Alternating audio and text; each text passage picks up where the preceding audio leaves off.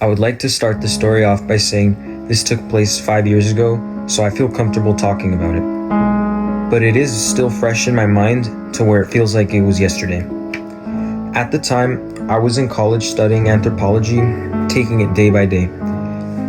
I would live comfortably going through my normal routine, which mostly consisted of studying and working as a DoorDash driver to make ends meet.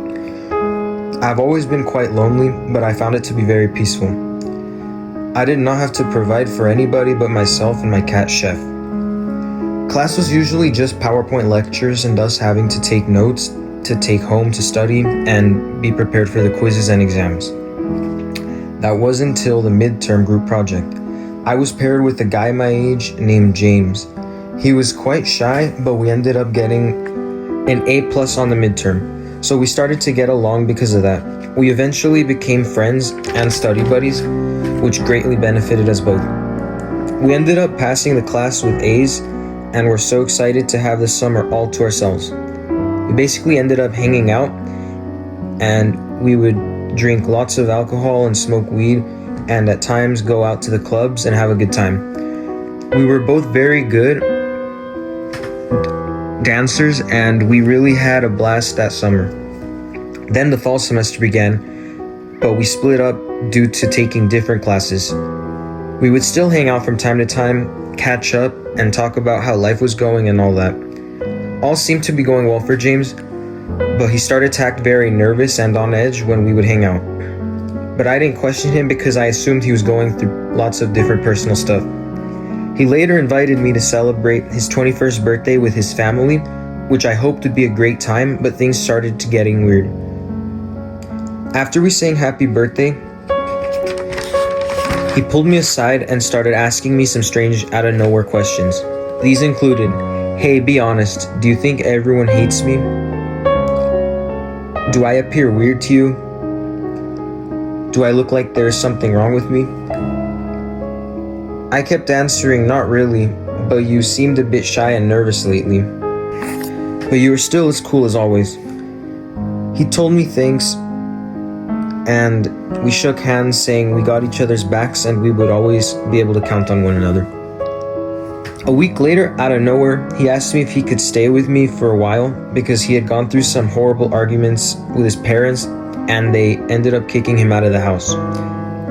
I found this crazy because his parents are extremely wealthy and seemed like amazing people. I was surprised they would actually kick him out. Even though I said yes and let him stay with me, he would get really sensitive and be mad at me for a lot of small things. But I let it slide because I could only imagine how much stress he had from his family situation. During dinner one day, he said he seriously needed to talk to me about something troubling him.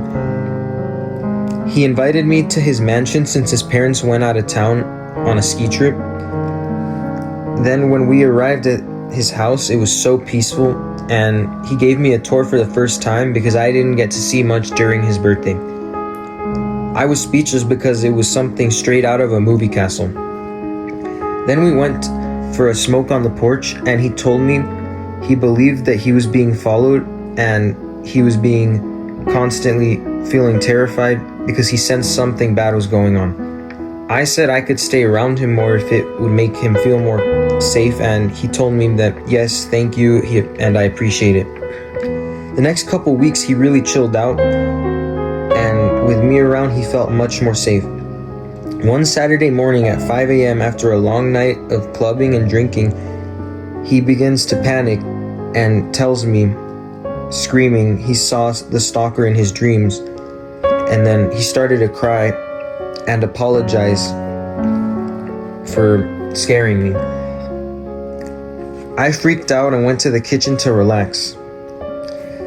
He then followed me a little while after and handed me a drawing of a face and told me this is how the guy stalking me looks. I was still very startled, and I followed him to the bedroom and just sat on the couch. He went to the bathroom, and for 5 minutes I could hear him crying.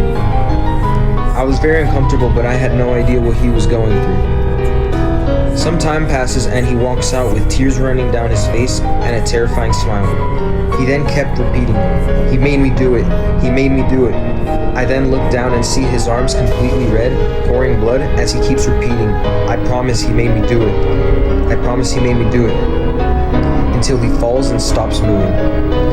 I instantly ran to call the cops, who only took 10 minutes to arrive, but by that time he was already dead. I was heartbroken and scared for the following months. I had the drawing vividly stuck in my mind for so long, and non-stop I would feel scared and paranoid when I was alone or with no friends around. Fast forward a year, and I get a call saying something urgent popped up regarding his death, and they needed to bring me in for questioning because I was the last person with him when he was alive. Then at the police station, they showed me photographs of a dismembered body found in his basement, and I started to cry when I noticed the uncanny resemblance of the face of the body and the drawing he gave to me. It turns out he appeared to have only met the man one night, and the same night he went missing. The case almost closed because there was no evidence, and many assumed the man had run away and fled to a different country to start a new life. None of this new information would have been possible if not for the man's cousin who was there the night he went missing, recognized James's face in the local newspaper about his tragic suicide, and contacted the police, telling them that he looked exactly like the man who was with him the night of his disappearance. I was left traumatized and a completely new person, finding out that my friend, who I thought was a normal, cool guy, turned out to be a cold-blooded murderer. And what terrifies me the most is when I get vivid flashbacks of James's smile while repeating, "He made me do it," over and over and over, because now I can only imagine the sinister truth behind that sentence while he said what he said.